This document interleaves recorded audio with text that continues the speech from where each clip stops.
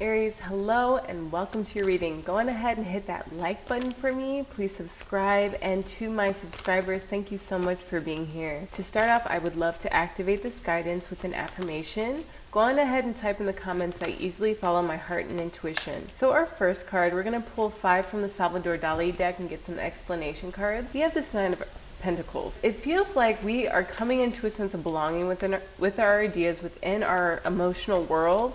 We have been filling our cup devotedly. With Chiron, along with the North Node in our sign Aries, we are due for a celebration. Look at that. It goes from the 9 to the 3, so it's giving Tesla energy. Nikola Tesla was way ahead of his time, and he was actually persecuted for all of his advancements that he made in technology. We have the 6 of Swords. I think that there's someone in our lives who is longing for a deeper connection, deeper communication, and it might be someone who we rub shoulders with when we go out to celebrate ourselves, to celebrate our growth and progress. There is a 4-degree trine to Mercury now, so we're going to start to belong, reframing the ways that we might have felt overworked, overburdened, chastised in the past. And this is coming in the moment where there's about to be a full moon, a time to release from our social standing, our social circles, the things that didn't pan out. We have the sun in our 5th house, so it's time for us to own that we are like this. So we're just like this, okay? And that's coming with the 9 of Pentacles. It's like we've been like this. We've been sending the shock doctrine. We've been sending it our whole lives, Aries. And the 9 of Cups is actually bringing us closer to what we love. So get clear on what it is that you're looking for in your life, your 9-day, 9-week, 9-month, 9-year plan. And I was just listening today to an Aquarian astrologer, and she mentioned that she keeps a journal of ideas that she gets around 3 in the morning. And we have this, I'll read the Son of Wands in a second, but what she says is like, some ideas are for another lifetime. Some ideas she shares with people. And I love this idea of keeping track of what comes through in a way that's like, this is my 3 a.m. notebook. So maybe there's something that, with this 3 of Cups and the Son of Wands, you have an ability to do a lot of things with whatever it is that you've been cooking up. And maybe it's time to start sharing that with your community in a space that has welcomed you, in a space that makes you feel welcome to be yourself and to be goofy and to be magical just as you are. With the Magician, the Lovers, and the Son of Wands, I just have this feeling that we're balanced in our approach to society and the world. What's coming up for me is the Knight of Fire, which I actually think we don't have the Knight of Swords, but I think that's what that card represents. We have the Shaman of Swords though, with the 6 of Swords. Shaman of Cups and the 7 of Cups with the 10 of Wands. Okay, cool. The angels wanted to pop out. 9 of Fire, there it is. That card says to think things through carefully. You're self-assured, maybe a little restless and agitated at this time due to the energy happening in the 5th house. And with this full moon, on the day that I'm looking at this, Pluto is going to have the moon just cross over it late in the evening on the East Coast, late evening, like 6 p.m. for us on the Pacific and on the actual Pacific Ocean. We have, and then that would be early morning for those of you guys in the United Kingdom. So let's look at this. Like the sun, the Magician is fiery and light, the active male archetype, the ego in action, swift movement and organization. She starts projects, builds things, and creates through the fire of the will. So that makes me see in a whole new light Mars racing through Gemini, our 3rd house of communication. So that's where this Knight of Fire comes in. Maybe there's a project that you have been dreaming of and it finally comes through. By the end of this week, Mars will be at 23 degrees, the number of magic, and Jupiter will have caught up to that 18 degree, asking us to take action on things that bring volume to our life. With the Lovers card, rushing together. So make sure if this is not someone who you've met before the retrograde, that you don't have that much of an attachment to any outcome.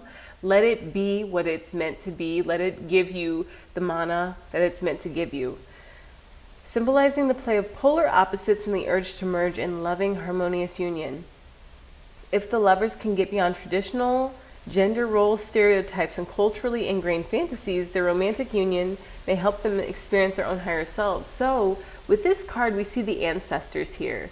Perhaps there is someone in your life who you've been connected to for a while, or someone who you meet during retrograde, or someone who comes back. And you guys are going to be able to balance out those polarities between you with you getting clear on who you are and allowing yourself, and you can even write in the comments or write in your own journal, I am allowed to see life through my own eyes.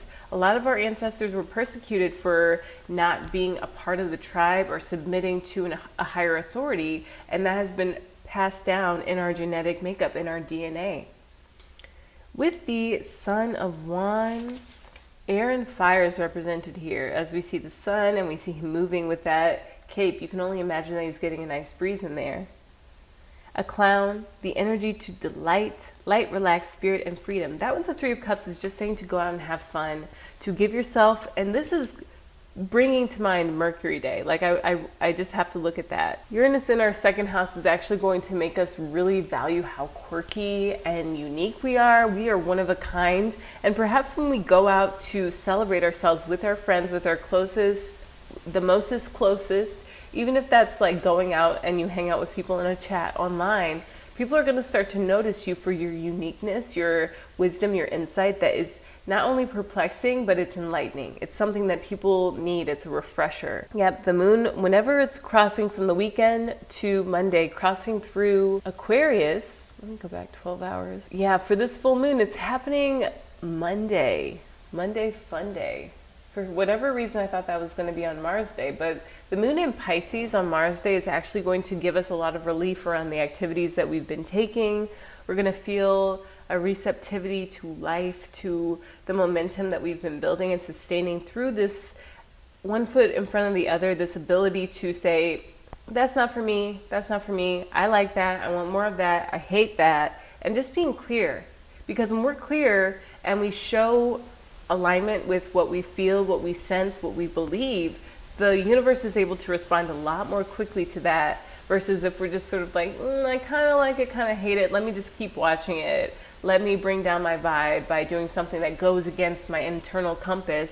That's what we have to stop. And maybe this Shaman of Swords is saying that we're getting clear on that. The energy that's coming out of us is in alignment and in harmony with where we would like to go, the trajectory that we would like to take. Let me be sure that my channel was correct. Expressing the heart's desire and spirit connections. Yeah, we're expressing to spirit that we want something more attuned to who we are and how we've healed. Now I have to read from my favorite source, Elias Lonsdale's Inside Degree for, I want to say the North Node at 7 degrees Aries. I read that 23 all the time. A double-headed eagle, love that. You see the eagle in this card? A double-headed eagle, the heads face in opposite directions. So it's got that Janus face, Gemini energy of this expansion, this volume. Maybe you're writing volumes of a book and you're on volume 3, and what you're giving to the world is so much more than they could even ask for. I would only advise everyone to do an audio book recording format as well. The author's voice is always really nice. It's just, as an avid reader, it's something that I enjoy. Two completely separate identities can be lived at once. What is foremost is to be mentally prepared, diligently watchful, and intent upon moving straight on and not looking back. Your alter ego, your double, your nemesis, shadow, and friend is seeing life through the rearview mirror, completely enwrapped in the diametrically opposed world to the one consciously pursued. The forefront awareness sustains admirably and avidly its directional instinct for which way is forward from here. Your subconscious shadow self is equally devoted to seeing, knowing, and instrumenting the backward gaze, the obstructive momentum. Living along this edge hones the sensibility, clarifies things immensely if ever both ends are claimed, honored, and given their due. It's a challenge and an adventure to be rabidly dual. Rabidly dual, I love that. A karmic crossroads with immense struggle and conflict and power. It contains a deep down gnawing hunger for resolution and reconciliation and integration. Also, this Lover's card speaks to that energy of polarity, of that rabid duality. Maybe this is you and your loved one, like your beloved is a rabid dual version of you. And you can own both. You can say, yeah, we're very diametrically opposed, but we're also very symmetrical in that way.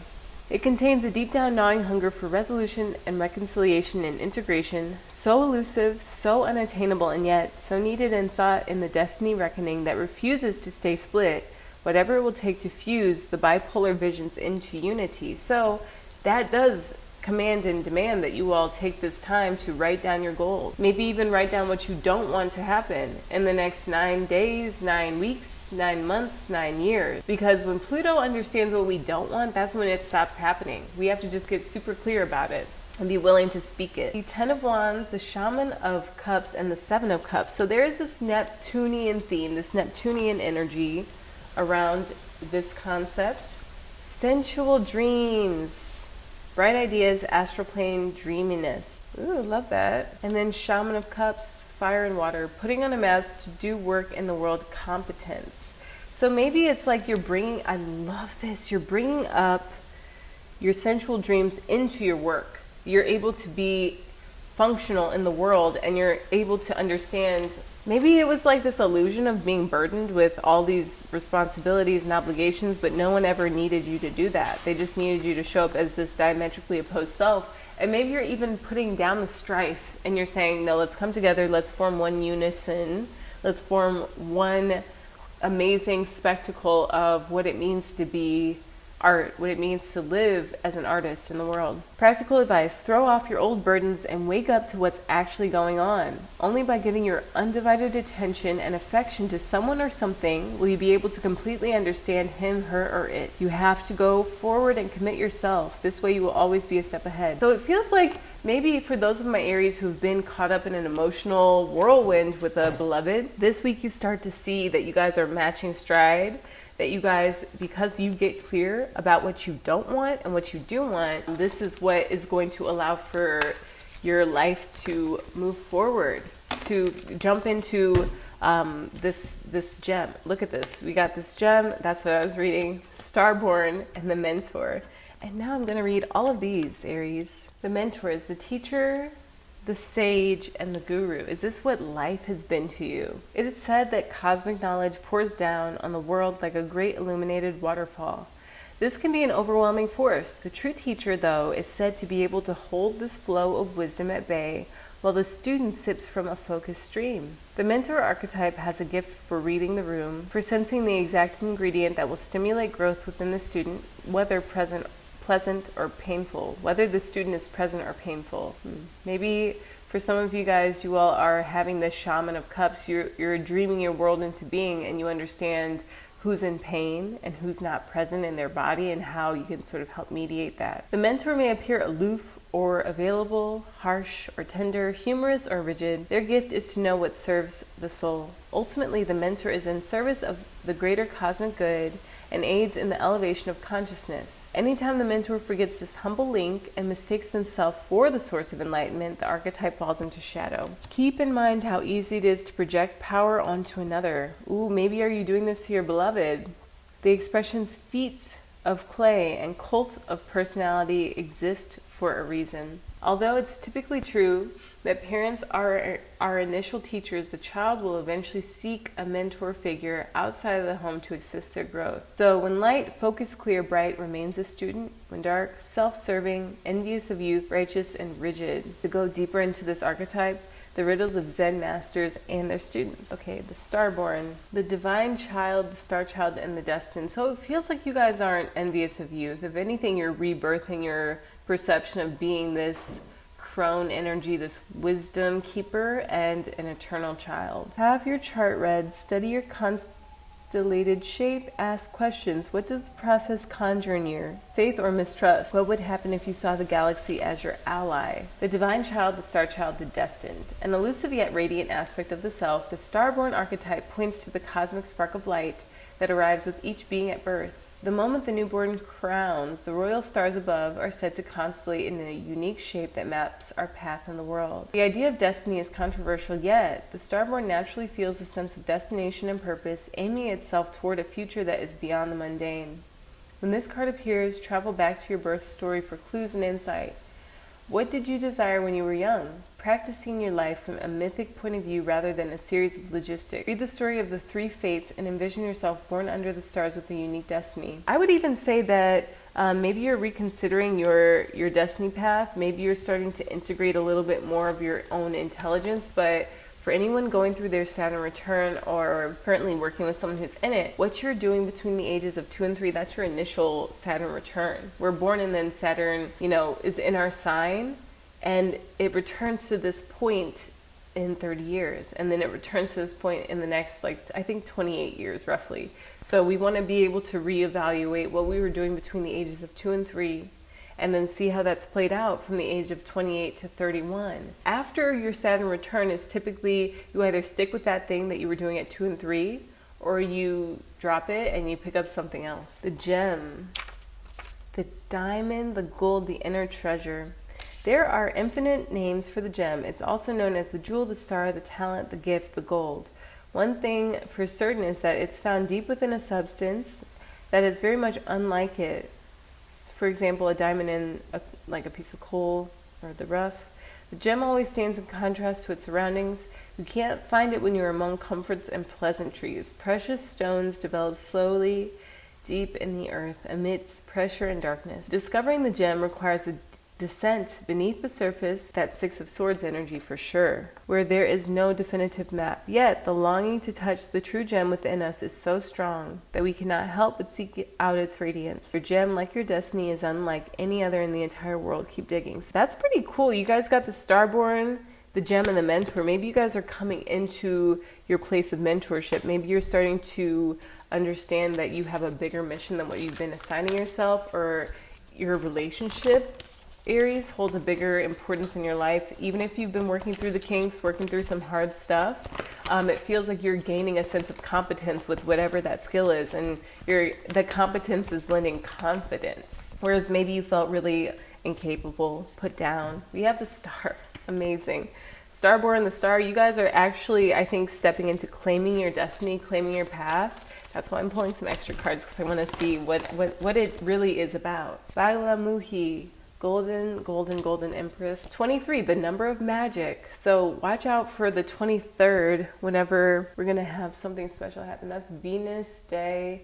Sun is at 1 degree Virgo. So this is the time to really assess on the 23rd whether or not you love your life and you love your reality. And if you don't, I would say make the necessary decisions with that 9 listing. We rule the number 9. That's Mars, ego energy, to take action and then refrain from taking certain actions. If you're so used to bickering over something that you know doesn't move your story forward, I think Baglamuhi has a message about what we can do with that energy. And she's got a tongue on a platter. Burning golden light of divine protection, she arrests the flow of negativity, particularly that of our own making. She is divine intervention and sacred activity. She transforms our karma from that which hinders our joy to that which creates true happiness and bliss for ourselves and all beings. As you seek refuge in her, you are protected from gossip, slander, or any form of negativity from others. A positive turning of the tide for fortune is predicted. Ripping out the tongue acknowledges the power of negativity and the need to have zero tolerance for it. This is absolutely giving with Mercury retrograding on the 22nd of August. Mercury will retrograde into Leo. That's the sun moves to 29 degrees, which was this moment where Mercury retrograded back into Leo on Wednesday the 14th. So go back to Wednesday the 14th and then see on Thursday the 22nd how there is an overlap, and maybe even a pulling out, an extraction from your life of something that you got so tired of, you got so fed up with. It could trigger you like nothing else. And then we see that the sun moving to 0 degrees on Friday, August 23rd. Black Moon Lilith is at 6 degrees Libra. Venus is at 22 degrees Virgo. So this is giving this like boundary around what you want in your life and what you don't. And if it doesn't make the cut, then that's one of those things that hopefully you wrote down on your list that you were done with, and Pluto will take care of it. Pluto and the divine intervention will absolutely sweep it out for good. It'll be gone from your life. And this might have to do with slander, gossip, and we need to make sure that we're not giving it, because if our thoughts were tattooed on our body, what would our bodies look like? Just trust that it tends to come back so that we could see it and stop doing it. And when I've caught myself, I tend to be like, okay, well, let's make sure that this is something that we stop thinking about, and making that intentional pause and something that can just keep playing out over and over and over again. It's something that will help us. Baglamuhi does help us acutely identify and therefore deal effectively with external and internal sources of sabotage or negativity. And actually on this day of the 23rd, that's so fascinating. Mars is retrograde at 23 degrees Leo. Aries, you all are getting an extra long reading. I hope you all are enjoying it and taking the right notes that you need to intuitively move your story forward. So Aries at 23 degrees, a bottle labeled drink me. And this, okay, so I actually looked at Aries 23 degrees. There is a sextile between Mercury retrograde and Chiron retrograde at 23 degrees. So I went to Aries, a bottle labeled drink me. And Leo 23 is an old man cutting mistletoe off an oak tree with a golden knife. So I'm going to read the Leo, Mercury retrograde. Spectacular attainment. And we see the golden dress that Baglamuhi's in. Spectacular attainment, peak capacity, everything prepared and ready. The consummation of lifetimes in the destiny drama of self-mastery. Go Aries. Your tireless pursuit of perfection and gift of knowing what is asked are charged with collective power, marking out a pathway which shall remain always. The gods inspire, the hour is ripe. Demonstration is constant. The rhythm is the one the inner worlds are synchronized with.